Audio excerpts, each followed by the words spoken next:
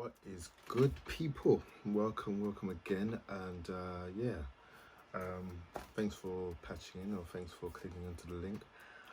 And yeah, I really wanted to really discuss about, obviously, as well as going forward, but my well, the subject matter that's been really on my mind really is about startups, and people have always asked me in terms of how do you begin? What's the best way to start when you have an idea for a comic or a product as such? So in this case, obviously, mine being a comic. So, and I think I've mentioned before in my other posts, and you can obviously go back down just to have a look at my other videos. But I really wanted to make a sort of almost talk about crowdfunding and why I don't think it's a good idea, and I think it's actually to begin with, I think it really boils down to the funds you've got. In a nutshell, the reason is there's a certain amount of pressure that you have to uphold in terms of trying to deliver that product in time, or on time, because really and truly, when you have a particular amount that you're backing, of course, you know, the bigger the amount, the more perks you give, but that's the problem. And I've worked in a similar setting, a similar adventure, which relied upon backing of other customers and the pressure of trying to get that comic done in time. I was with I won't go into too much detail, but I was with another company that, wasn't run, the person in charge, in my opinion, didn't do a good job. But I'm not going to go so much into that. But I think, again, this just goes to show in terms of everything that I've learned and watched and seen not to do. Again, it's all about trying to deliver on time what you say to customers, because of course you put a video out, you say what it is you've got, how it's going to enhance, how it's going to be able to be the best product you have, and then you have to deliver an almost a summary of what things are in line with what you get and receive. And again, like I said, things could go wrong. When they go wrong, that is when obviously the client and the customer no longer trust you anymore, because you then lied or didn't tell the whole truth, or why you did not deliver that product in time. Now you can only say, oh well, certain costs were a bit higher than most, and I didn't expect it to be that much, so I've had to sort of go to this resources to, in order to produce. But the problem is that they tend not to believe you, because as far as they're concerned, they put money in for what you said that you're going to deliver.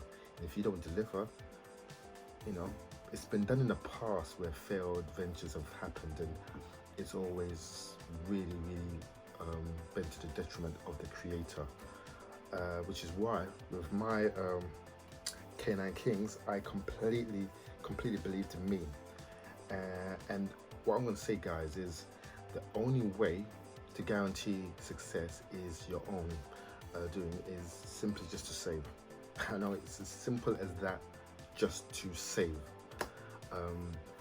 When I went for this, I have a job, I had a job at I was working at a time, and I went into all the research on what I needed to do, as well as obviously coming from my previous company that I was with. I learned everything of the mistakes that were made, and I made sure not to repeat them when going forward. So again, compiling all you need to know in terms to start up your business, and obviously your comic book, everything that you need to know, address the things you need for it. If there's any extras, account for that. I mean, it all stacks up to an amount of money, but then obviously when you do, you count of how much you need. But whilst you're doing that, you're producing obviously your work at the same time. You're producing at the work, you're getting more information, and I always say, go online and see other creators. Don't just rely on just one, go on multiple links to see how they do things, how they work. But not only that, if you see a creator that's doing something that might be a little wrong, and you can do something a bit better, by all means, look at what you can do to add on additional features. You can add on, look and see, oh, how come this person hasn't been doing that way? Or how come they didn't add that particular feature? Or or product to that. It's all about enhancing what you've got, you know, because in the end of the day, you want to make sure that the product you've got in time is there and then, so that when you do sell, you can sell and by confidently, wholeheartedly say that this is your product that you worked hard for, that you did your work, everything into making sure that they get a receive a product that you can speak on the heart of and by the from the heart. You know, that's in a nutshell. You know, save as much as you can. Obviously, the more you save, the more additional things you can go. And like I said, you know, and then whilst you're doing that, obviously you're looking for printers, the best quality. Again, don't just stop at one.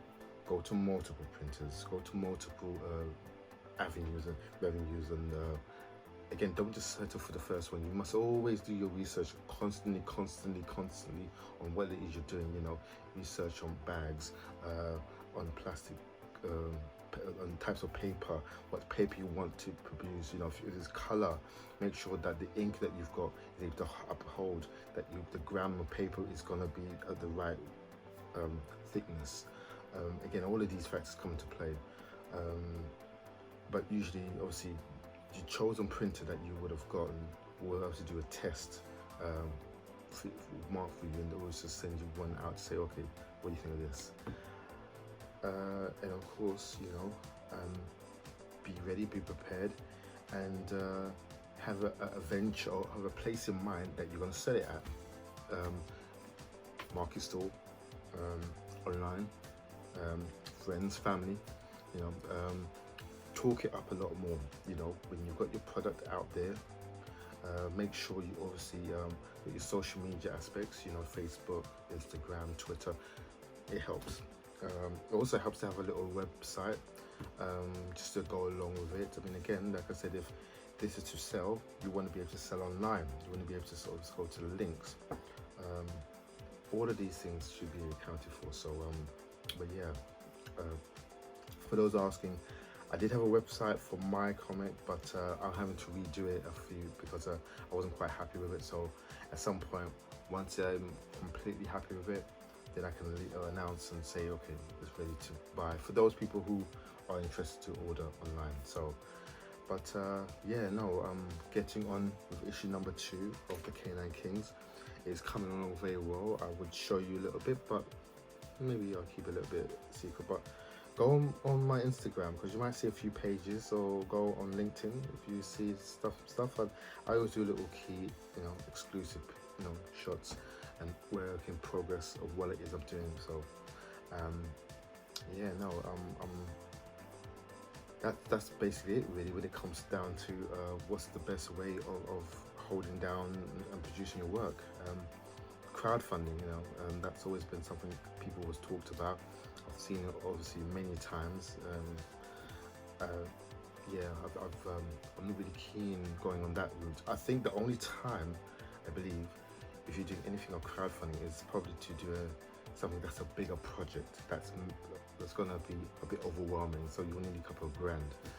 For comics, you know, I mean, if you ask me to fund you and it goes to 1,000, maybe 2,000, it's, to be honest with you, you can really save what you can. You know, if you've got a job, you know, put a little bit aside. You know, put maybe £20 or 10 or, you know, something. You know, and do whatever little jobs you can around, or help other people, or do other things that can contribute to saving up. Before you know it, you would have saved a lot more. So maybe close to the half of the year, you might have saved close to maybe 500, maybe 600. Then look at the research at what you can do with what you've got there. And then when you do your calculations of exactly how much you have to sell that product for, you know, to get your money worth, you know, because you want to make money from this as well. So that being said, again, it's a labor of love. So when you're producing your work, you have to convince people of what it is that you got. Yeah.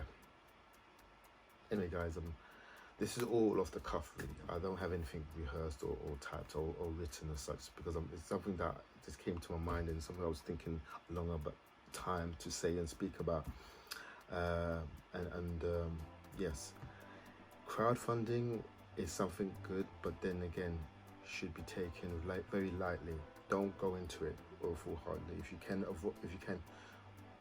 do what you can to avoid doing those things, unless you have to, and unless it's a big project.